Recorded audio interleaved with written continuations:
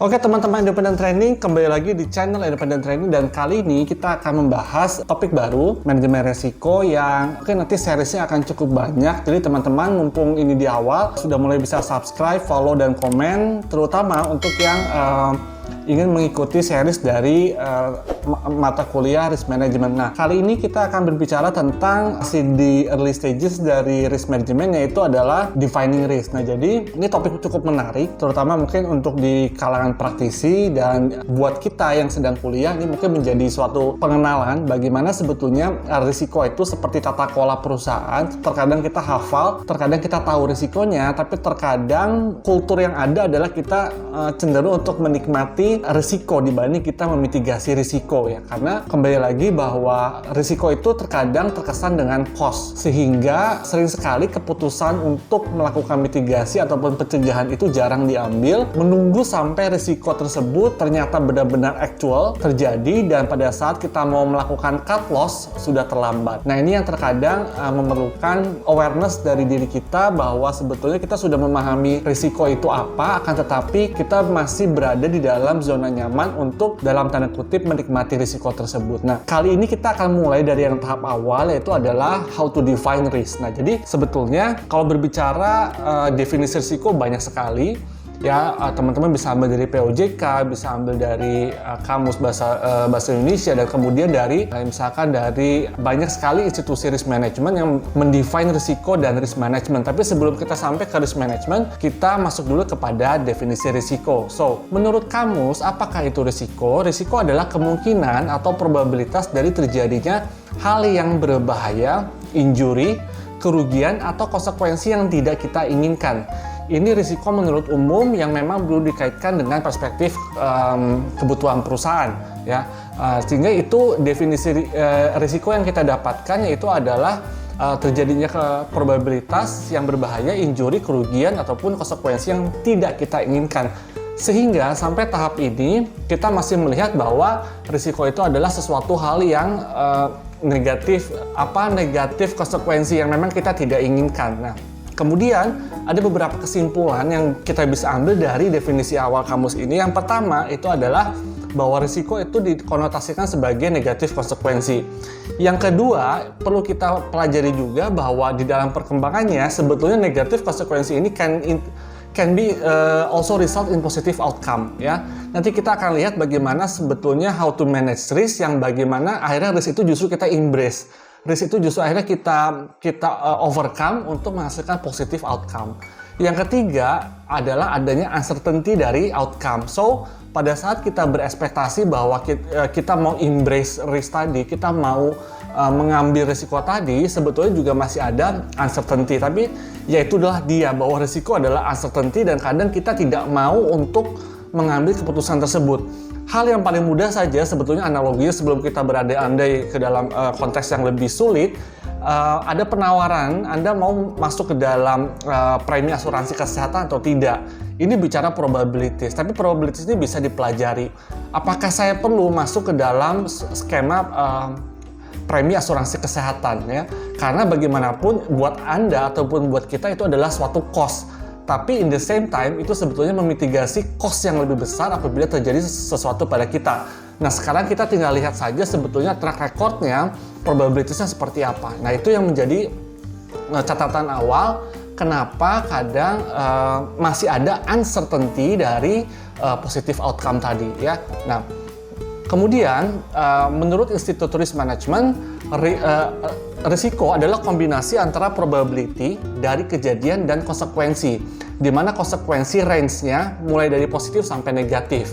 Nah, sampai dalam tahap ini teman-teman, kita sekarang sudah mulai bermigrasi bahwa in terms of konsekuensi itu tidak hanya bicara negatif konsekuensi.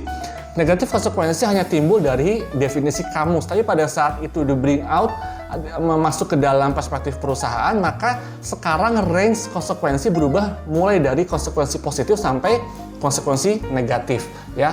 Nah, definisi risiko menurut risk management ini sudah sedikit lebih luas lagi karena dia memasukkan unsur adanya kejadian dan konsekuensi yang range-nya tadi konsekuensi mulai dari konsekuensi positif sampai dengan konsekuensi negatif, ya. Kita lanjutkan kembali pembahasan kita masih dari definisi risiko. Sehingga pengembangan indikator dari definisi risiko yang pertama adalah uncertainty dari pencapaian tujuan. Ini juga masih terkait tentang definisi risiko. Adanya uncertainty dari pencapaian tujuan, kemudian adanya deviasi dari apa yang kita harapkan. Ya, ini analoginya mudah sekali kalau kita mau liburan pergi ke salah satu kota, ke Bandung dengan kita melakukan perjalanan menggunakan mobil pribadi, ada tujuan, ada goal.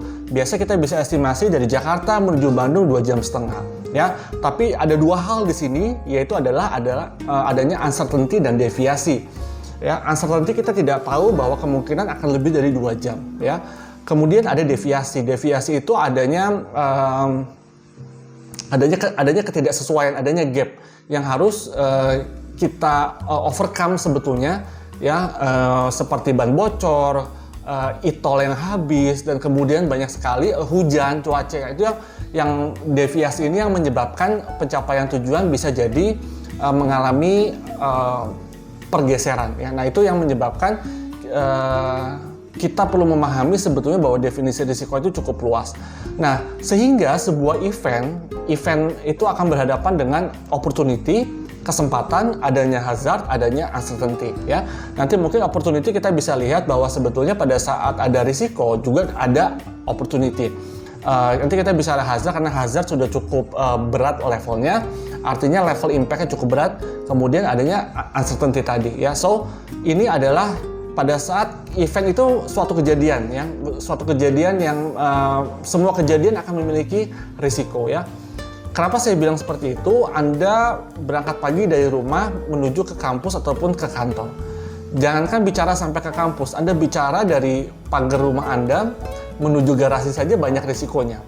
Anda bisa terpeleset, Anda bisa kemudian Anda juga bisa mengalami hal-hal lain yang bisa menghambat pencapaian tujuan Anda untuk misalkan masuk ke dalam mobil ataupun menyalakan motor Anda. Ya, nah itu adalah berbicara event. So, event itu pasti kemungkinan besar akan ada risikonya, sehingga pada saat berbicara event akan ada opportunity, akan ada hazard, akan ada uncertainty. Ya, so kita masuk lagi ke pembahasan berikutnya. Ini adalah contoh analoginya, misalkan kita memiliki mobil. Ada opportunity, ya, bahwa dengan kita memiliki mobil untuk beraktivitas, maka kita memiliki suatu kesempatan apa yang namanya mobilitas menjadi lebih lancar. Adanya perlindungan cuaca, adanya perlindungan dari kecelakaan, ya. Mohon maaf itu coach artinya typo menjadi perlindungan cuaca, perlindungan dari kecelakaan, ya. Nah, adanya uncertainty. Kenapa ada uncertainty? Karena sampai saat ini kita memiliki mobil, apakah Anda bisa memprediksi dengan pasti? Mohon maaf, kalau prediksi pasti tidak mungkin pasti. Apakah Anda bisa memprediksi secara almost akurat bahwa berapa biaya perawatan? Ya, estimasi biaya perawatan sifatnya adalah uncertainty. Ya, Anda alokasikan 2 juta, tapi ternyata ada kerusakan lain yang ternyata di atas 2 juta atau justru bisa kurang dari 2 juta. Yang terakhir adalah hazard. Tadi saya berbicara tentang hazard. Hazard memang impact-nya cukup besar karena kita berbicara impact yang misalkan terkait tentang keselamatan jiwa ataupun kecelakaan. So, pada saat kita mengendarai mobil, maka kita akan memiliki opportunity, memiliki uncertainty, dan memiliki hazard in the same time. Nah, itu yang mungkin harus dipahami dari event itu sendiri. So, jangan melihat event itu sebagai sesuatu hal yang simple, tapi event dalam risiko ini memiliki 3 indikator, ada opportunity, uncertainty, dan hazard. Ya, kita lanjutkan kembali. Nah, jenis risiko berdasarkan karakteristiknya dibagi menjadi ada compliance risk ataupun mandatory risk, ada hazard pure risk, ada control ataupun ada uncertainty risk, dan ada opportunity ataupun speculative risk. Sebelum kita bahas lebih lanjut, sebetulnya klasifikasi risiko itu banyak sekali referensinya, sehingga tidak ada klasifikasi risiko yang bersifat universal. Artinya satu pakem bisa dipakai untuk semua type of industry, semua type nature of risk. Tidak bisa. Ya, jadi sebetulnya banyak buku, banyak teori, asalkan underlying teorinya jelas, maka kita bisa mengklasifikasikan risiko. Yang terpenting satu lagi, bahwa risiko itu disesuaikan dengan nature bisnis perusahaan Anda. Ya, nah kita masuk ke dalam beberapa types of risiko.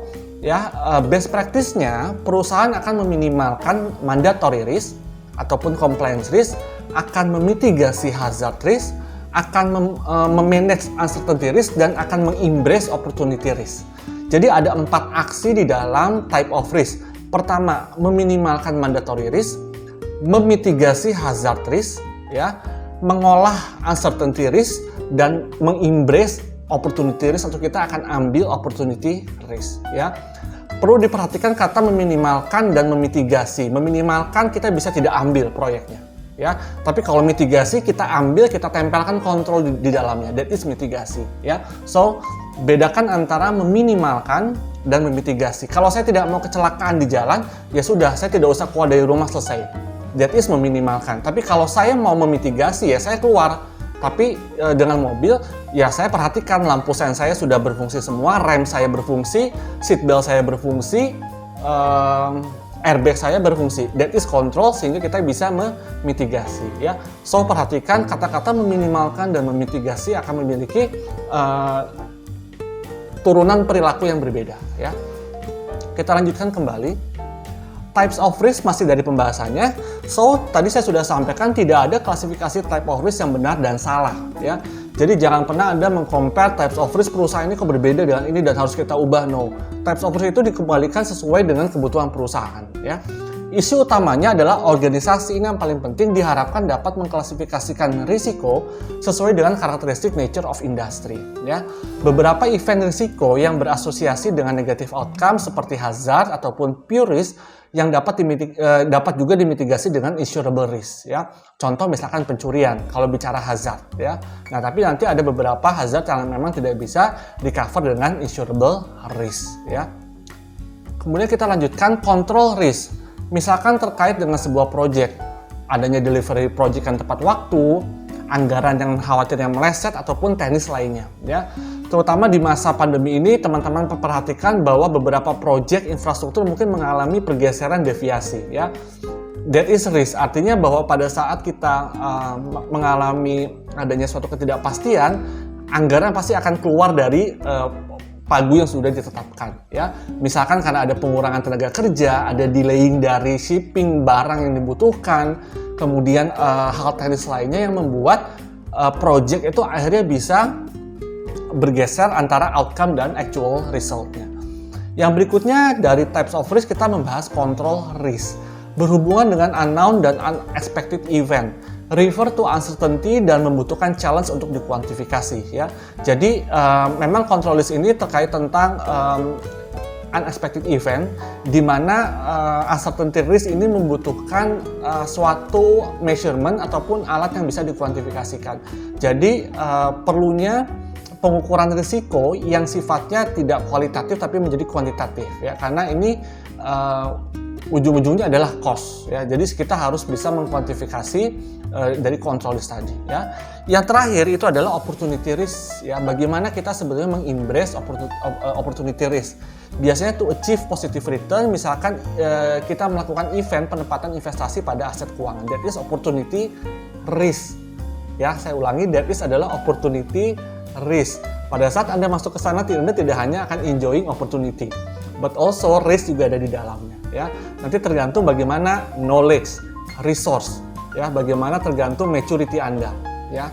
Nanti kita akan bahas sampai sana, ya. Jadi Anda jangan pernah kalau Anda bermain saham membandingkan risk agresif antara teman Anda dan Anda.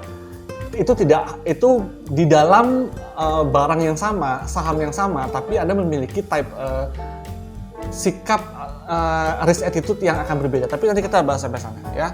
Karena ngomongin risiko itu sangat seru sekali, banyak sekali aspek yang bisa kita libatkan di dalamnya dan behavioral aspeknya cukup kuat menurut saya, ya. Nah, kita masuk kepada inherent level of risk.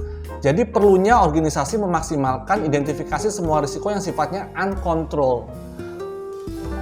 Gini teman-teman, jadi sebetulnya kenapa saya bawa inherent level of risk? Jadi inherent itu memang sudah ada embed. Dia embed itu sudah ada embedded, sudah ada di dalam suatu perusahaan, ya. Sebelum kita melakukan kontrol, ini mungkin erat kaitannya dengan internal audit. Sebelum kita melakukan kontrol, kita perlu tahu dulu risiko apa yang sudah ada di dalamnya, ya. Sehingga kontrol itu jangan sampai tidak matching dengan inherent risk-nya. Nah, sehingga perlunya kita mengidentifikasi uncontrolled risk sebisa mungkin, ya. Kita tidak akan akurat, nama juga risk, tapi kita membuat list yang memang cukup panjang sehingga kita bisa mengeluarkan apa sih sebetulnya uncontrolled risk yang memang perlu menjadi perhatian bagi perusahaan, ya. Karena apa? Hasil identifikasi uncontrolled tadi akan berdampak pada kontrol yang perlu dilakukan, ya. Anda masuk ke dalam kompleks rumah Anda, ya. Di depan ada satpam, kemudian di klaster di dalam ada satpam, kemudian Anda pasang CCTV-nya 5, ya. Jadi nggak matching kan, karena Anda tidak tahu uncontrolled-nya apa, sementara di sana misalkan rawan banjir. Yang Anda pasang control risk-nya adalah CCTV, tapi Anda tidak pasang asuransi untuk banjir. Itu adalah bentuk dari pada saat Anda tidak memahami inherent levelnya, kemudian Anda tempelin dengan kontrol, ya. Nah itu unmatching ini nanti akan sebetulnya membuat orang jadi malas ngurusin cost untuk risk, ya. Jadi hati-hati dengan pengenalan ataupun kita mengetahui uncontrolled risk ataupun inherent risk yang memang sudah ada sebelumnya, ya.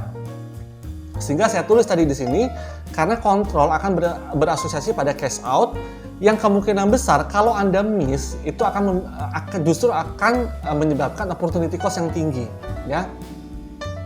Daripada Anda beli CCTV 5 cukup 2, yang 3-nya Anda bikin premi asuransi. That is opportunity cost, ya. Risk classification system. Jadi bagaimana risiko dapat diklasifikasikan? Misalkan sesuai dengan dampaknya dari sisi waktu, nature, dampaknya dari sisi likelihood, seberapa sering kejadiannya. Sumber risiko juga dapat diklasifikasikan dari sumbernya. Misalkan adanya credit risk, ya. Risiko juga dapat diklasifikasikan apakah berdampak pada people, proses, ataupun produk, ya. Karena once risiko itu menempel pada people, maka dia masuk ke dalam zona merah, ya. Tapi mungkin kalau dalam proses atau produk mungkin kita bisa turunkan levelnya menjadi hijau ataupun kuning, ya. Tapi intinya adalah risiko dapat diklasifikasikan pada dampaknya, ya. Kita lanjutkan kembali. Klasifikasi risiko sangat relevan dengan tujuan perusahaan sehingga tidak ada klasifikasi yang berlaku universal dan baku, ya. Kemudian, kita bicara risk likelihood dan magnitude, ya. Banyak buku, tadi saya sudah sampaikan juga nanti ada di dalam. Jadi cara yang paling mudah untuk memahami likelihood dan magnitude ini dengan menggunakan risk matrix. Ini kalau teman-teman buka sebetulnya untuk praktisi risk management dia sudah terbiasa membuat risk heat map, di mana risk heat map itu adalah sebetulnya ujungnya, akhirnya. Tapi sebetulnya membreakdown risk heat map itu detailnya sangat banyak sekali, debate-nya sangat banyak sekali, challenge-nya sangat banyak sekali, ya, sehingga tahu-tahu udah jadi risk heat map saja, ya. Nah, intinya adalah likelihood dan magnitude, atau ada yang standar formatnya adalah horizontalnya adalah likelihood dan vertikalnya adalah magnitude, ya. Kalau yang masih bingung, likelihood itu sebetulnya bicara seberapa sering, magnitude itu berbicara dampaknya, ya. Likelihood itu bicara probability, ya, walaupun nanti ada beberapa buku yang tidak setuju bahwa likelihood itu bicara, likelihood itu teman-teman bisa analogikan sebagai frekuensi, bisa dianalogikan sebagai probability. Tapi setelah saya lihat beberapa buku ternyata ada yang dia meng-counter bahwa likelihood itu berbeda dengan frekuensi dan probability. Tapi untuk gambaran awal bagi teman-teman yang baru masuk ke dalam manajemen risiko, likelihood itu sebetulnya bicara seberapa sering, ya. Dan magnitude itu adalah dampaknya ataupun konsekuensi ataupun severity-nya, ya. Tapi untuk yang referensi saya pakai dia lebih senang dengan kata-kata likelihood dan magnitude, ya. Jangan lupa, jangan dibalik. Horizontalnya adalah likelihood dan vertikalnya adalah magnitude. Gambarnya kurang lebih seperti ini, ya. Magnitude-nya yang ke atas, likelihood-nya yang ke kanan, ya. Kita akan berbicara pada saat magnitude-nya ketemu di atas, likelihood-nya di atas, ketemu di warna merah, ya. Maka itu akan ketemu menjadi high likelihood dan high magnitude, ada di kuadran kanan atas. Di kuadran atas kiri itu ada low likelihood dan high magnitude, yang kita jaga selalu ada di kuadran di tengah, di bawah kiri, di mana dia adalah low likelihood dan low magnitude. Tapi di kuadran bawah kanan itu ada komposisi high likelihood dan low magnitude, ya. Jadi intinya kita disuruh mengklasifikasikan risiko ke dalam 4 kuadran ini, ya. Di mana treatmentnya bisa jadi kejadiannya sering tapi impact-nya kecil, or otherwise, ya, bicara impact-nya besar, kejadiannya jarang, ya. Seperti saya ambilkan contoh, misalkan kejadian tabrakan kapal tanker di laut, ya, antara kapal shipping, ya. Kejadiannya mungkin jarang, tapi once ya. Kita bicara likelihood-nya mungkin jarang, tapi once dia kena hit, magnitude-nya besar bagi perusahaan asuransi kerugian, ya. Itu kurang lebih analoginya. Atau mau bermain misalkan di asuransi motor, ya, di mana likelihood-nya sering, magnitude-nya turun, ya. Yaitu bicara trade-off premi, ya. So jangan pernah taruh telur di dalam satu basket, kurang lebih itu analoginya, ya. Kita lanjutkan kembali di pembahasan berikutnya terkait tentang impact of risk on organization, ya. Stay terus di channel Independent Trading.